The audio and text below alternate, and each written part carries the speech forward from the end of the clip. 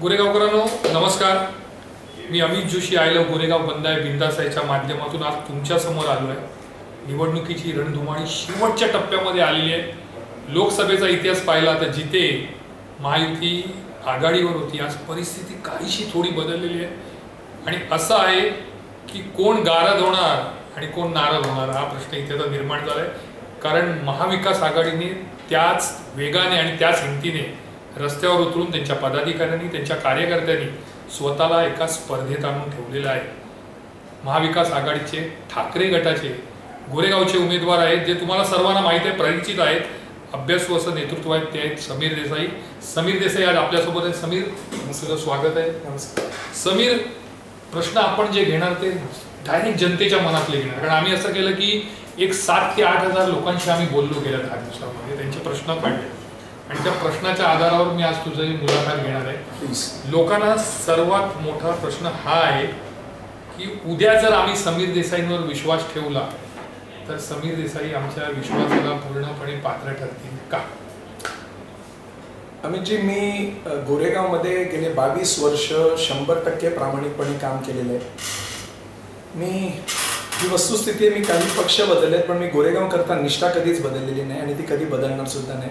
मी काल गोरेगाव करता प्रामाणिक होतो, आज आहे आणि उद्या देखील गोरेगाव करता प्रामाणिकच राहणार। सगळ्यात महत्त्वाचा जो लोकांचा प्रश्न आहे, म्हणजे असंख्य लोकांचा प्रश्न असा आहे की ठीक आहे समीर देसाई आहे, विद्या ठाकूर आहे, वीरेंद्र जाधव आहे, पण आमचे जे काही 4-5 मुद्दे आहेत त्याच्यातून आम्हाला समीर देसाई जर उद्या आले तर बाहेर काढतील का?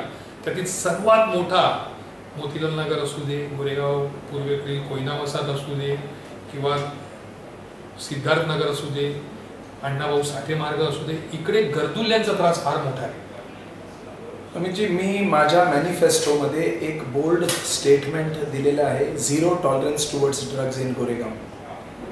सर्वसामान्य गोरेगावकरांना ही कल्पना आहे, किंबहुना प्रत्येक नागरिकाला असं त्यांचं मत असतं आणि ते एका अर्थी खरं सुद्धा असतं की असं कुठलं इल्लीगल व्यवसाय आहे ज्याच्याबद्दल पोलिसांना कल्पना नसते किंवा पोलीस हवं तर त्याच्यावर नियंत्रण आणू शकत नाही।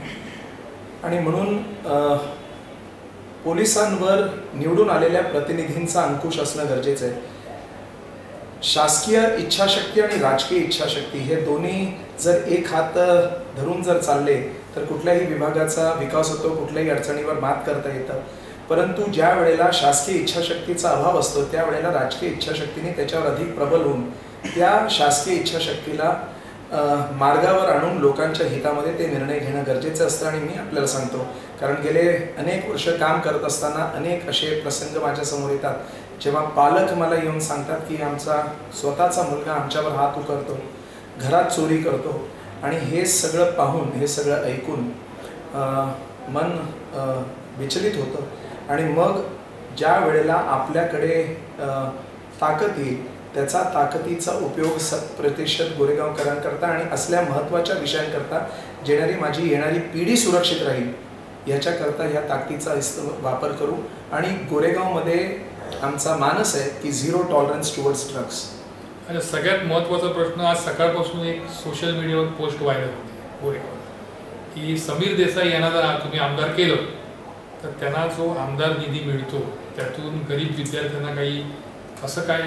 नाही, आमदार निधी नाही, आमदाराचा पगार। आम्ही प्रत्येक निवडून आलेल्या आमदाराला 3 लाख रुपये पगार आहे। हा शहराच्या करदात्यांचा पगार आहे। मला असं वाटतं की त्याच्यावर माझा वैयक्तिक अधिकार नाही।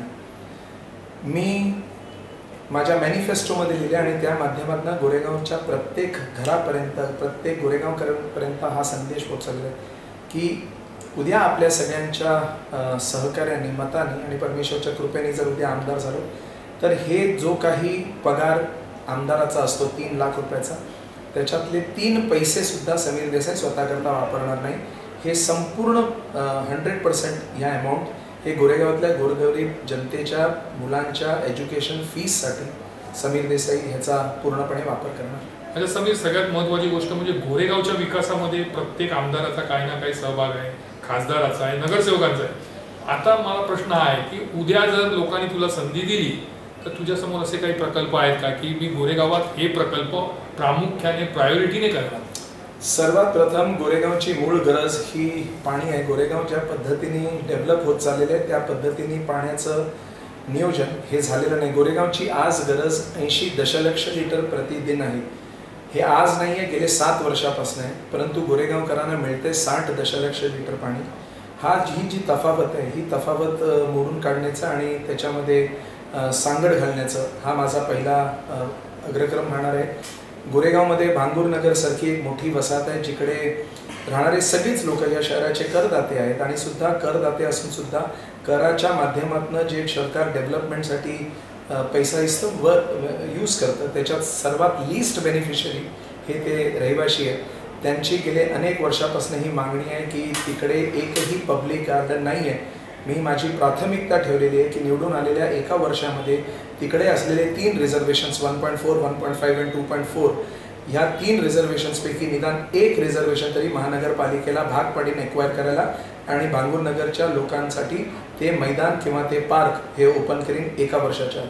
अच्छा, 2 जे प्रश्न आहेत ते गोरेगावकरांना सतावतात. एक झोपडपट्टी भाग आहे, इथे SRA स्कीम आहे आणि वाहतुकीचा प्रचंड त्रास हा गोरेगावकरांना आहे. गोरेगावकर वारंवार लोकप्रतिनिधींना सांगतात, पोलिसांना पत्र लिहितात, ईमेल पाठवतात, त्याचा काहीही उपयोग होत नाही. अशा वेळी जर उद्या तुला संधी दिली तर तू कशा पद्धतीने हे 2 प्रश्न हाताळशील? नाही, SRAच्या संदर्भात असं आहे की SRAच्या संदर्भात ह्या विभागाचं माझं उदाहरण आहे ज्वलंत. ह्या विभागामध्ये जिजामाता नगर म्हणून एक प्रकल्प आहे जे 12 वर्ष रखडलेलं होतं, परंतु समीर देसाई हा इकडे एक कार्यकर्ता होता ज्यांच्या खांद्यावर ती लोक हात घालून आणि कधी कधी डोकं ठेवून ती लोक आपलं गारणं मांडू शकत होते. समीर देसाई, मी त्यांच्याबरोबर सातत्याने उभा राहिलो आणि 12 वर्षामध्ये अमितजी या मुंबई शहरामध्ये आपण पत्रकारितेमध्ये आहात, आपल्याला कल्पना आहे या मुंबई शहरामध्ये एकही प्रकल्प आपल्याला असा दिसणार नाही जो 12 वर्ष रखडला आणि परंतु 12 वर्षातलं एकही दिवसाचं भाडं थकबाकी ठेवलं नाही.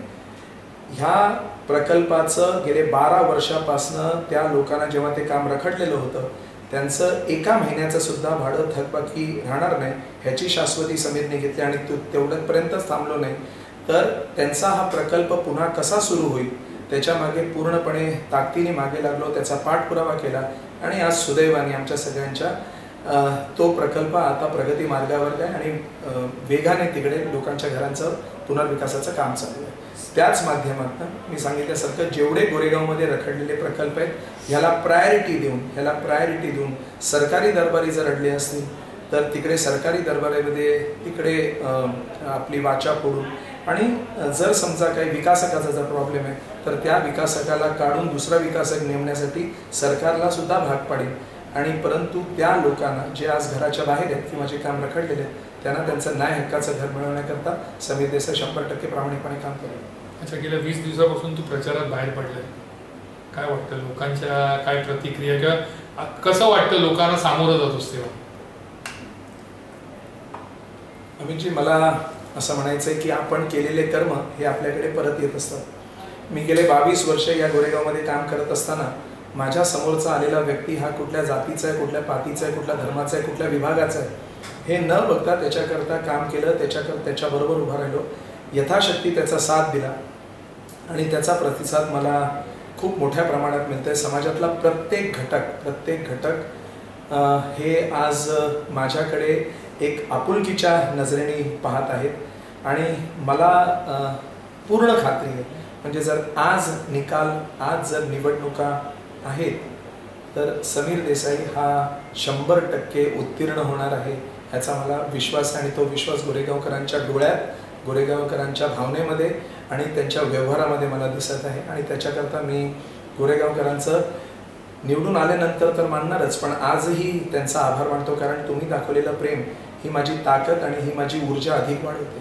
नाही, जसं एक आहे तो सेफ आहे किंवा बटोगे तो कटोगे, गोरेगावात असं वाटतं की इतर आता गोरेगावात एक गुजराती समाज आहे, उत्तर भारतीय आहे, मुस्लिम आहे, मराठी आहे, तर इथे काही त्याचा परिणाम होईल असं वाटतं गोरेगावमध्ये? एक सिंपल ह्याचं उत्तर असं एवढंच आहे, ना बटेंगे ना कटेंगे, गोरेगाव के प्रगति के लिए हम सब एक साथ जुटेंगे. म्हणजे असं वाटतं की परिणाम काहीच होणार नाही. ही महाराष्ट्राची जनता, मुंबईची जनता आणि विशेष करून गोरेगावची जनता खूप सुज्ञ आहे असे त्यांना कल्पना आहे की असे सगळे मुद्दे जे आहेत, हे सगळे धार्मिक मुद्दे जे आहेत, हिंदू मुस्लिम आणि हे सगळे भारतीय जनता पार्टी ऐन निवडणुकीच्याच वेळेला हे सगळे मुद्दे आणत असते आणि असल्या मुद्द्यांना गोरेगावकर कधीच भीक घालणार नाही. निवडणुका हे रिअल इश्यूजवर असणं गरजेचं आहे. निवडणुका हे डेव्हलपमेंटच्या इश्यूजवर असणं गरजेचं आहे. मला आपण सांगा की ज्या आमदारांनी गेले 10 वर्ष भारतीय जनता पार्टीचे आमदार इकडे होते, त्यातले 5 वर्ष ते राज्यमंत्री होते आणि हे सगळं असून सुद्धा दाखवण्यात जो काम नसल्यामुळे धर्माचा आड घेऊन राजकारण करणं हे त्यांना देखील शोभनीय नाही आहे, त्या पक्षाला देखील शोभनीय नाही आहे आणि गोरेगाव तर मुळात अशा गोष्टींना कधीच दुजोरा देणार नाही याचा मला पूर्ण विश्वास आहे. समीर, एकंदरीत गोरेगावमध्ये तुझ्याबरोबर काँग्रेस आहे, तुझ्याबरोबर राष्ट्रवादी शरदचंद्र पवार गट आहे, तुझ्या स्वतःचा शिवसेना ठाकरे गट आहे. एक दिलाने काम करतात सगळे, म्हणजे असं काही चित्र आहे गोरेगाव की नाही? त्यांनी ठरवलंय की आपल्याला समीरला निवडून आणायचं. माझ्या सगळ्याच या महाविकास आघाडीतले सगळेच घटक, माझे सहकारी पक्षातले आणि महाविकास आघाडीचे इतर घटक देखील, ह्यांनी पूर्णपणे प्रामाणिकतेने आणि एक निष्ठेने, एक दिलाने, एकजुटीने, एक संघ हे माझ्याबरोबर आहे आणि आपल्या पूर्ण ताकदीने ते माझ्यासोबत माझा प्रचार करत आहेत आणि मला निवडून आणण्यामध्ये त्यांचा खूप मोठा मोलाचा वाटा राहणार आहे.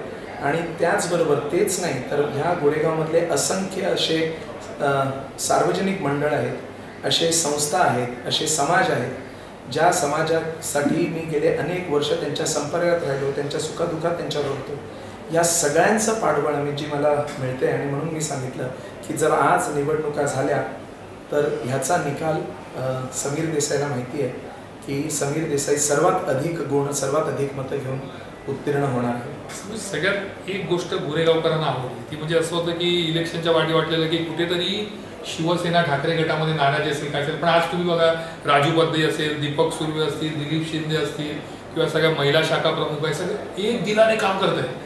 म्हणजे असं दिसून येत नाहीये गोरेगावमध्ये कुठे की काहीतरी कुठेतरी मतभेद होते किंवा कुठे नाराजी होते, तर ते कसं तू साधून घेतलंस? म्हणजे अमितजी असं आहे की शिवसेना पक्ष कमी, परिवार जास्त आहे आणि परिवारामध्ये वाद होतात, भांडणं होतात, रुसवे फुगवे होतात, परंतु परिवारावर ज्या वेळेला एखादा प्रसंग येतो त्यावेळेला पूर्ण परिवार एकत्र असतो.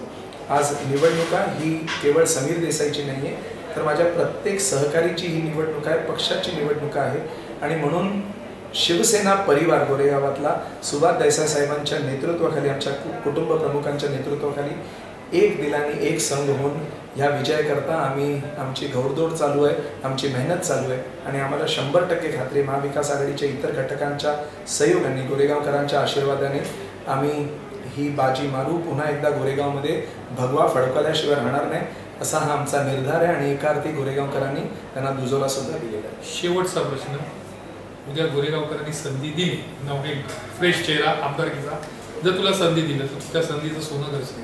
मी त्या संधीचं गोरेगावकरता सोनं करीन. म्हणजे पूर्ण गोरेगावच्या विकासासाठी गोरेगावकरांकरता त्या संधीचं सोनं केल्याशिवाय राहणार नाही. मी जी गोरेगावांना हेवा वाटेल असं काम ह्या कार्यकर्त्या समीर देसाईच्या माध्यमातून होईल हे मी आज आपल्या माध्यमातून गोरेगावच्या जनतेला अभिवचन देतो. तर हे होते समीर देसाई. 6 दिवसामध्ये आपल्याला मतदान करायचं आहे. मोठ्या संख्येने बाहेर पडा. चांगला हेतू, विकास गोरेगावाचा कोण करू शकतो, कशा पद्धतीने करेल हे सर्व डोक्यात ठेवा आणि मोठ्या संख्येने गर्दी करून मतदान केंद्रावर जा. आज एवढंच. मी अमित जोशी पुन्हा उद्या एखादा नवा विषय घेऊन तुमच्यासमोर हजर राहील. तोपर्यंत तुमची रजा घेतो. जय हिंद, जय महाराष्ट्र.